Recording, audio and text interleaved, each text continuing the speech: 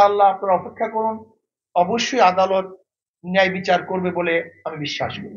বরিশাল সিটির মেয়র ঘোষণা করতে নির্বাচনী ট্রাইব্যুনালে মামলার আবেদন করেছিলেন ইসলামী আন্দোলন বাংলাদেশের সিনিয়র নায়েবে আমির মুফতি সৈয়দ মুহাম্মদ ফয়জুল করিম।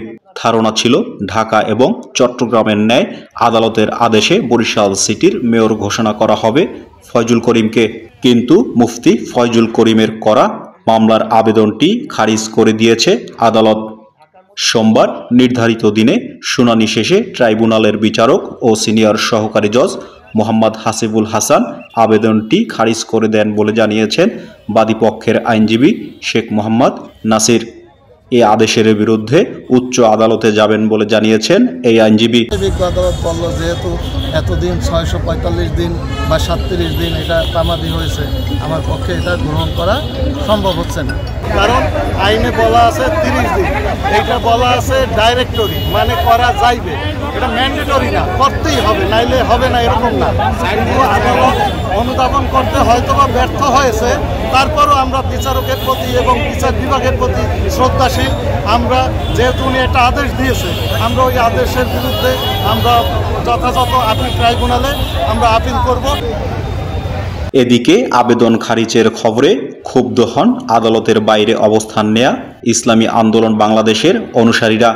এই আদেশের বিরুদ্ধে রাজনৈতিক ও আইনি লড়াই চালিয়ে যাবেন বলে জানিয়েছেন দলটির নেতারা। বাংলাদেশের মানুষ জানত যে ওই নির্বাচনে মুফতি ফয়জুল করিম সাহেবের চরমনায় বিজয় হবে, কিন্তু খুনি হাসিনা তার আপন ফুফাতো ভাই খোকন আবদুল্লাহকে প্রার্থী দিয়ে এখানে তার বিজয়কে ছিনিয়ে নেওয়া হয়েছে, এবং শুধু তাই না, তার উপর আক্রমণ করা হয়েছে, রক্তাক্ত করা হয়েছে।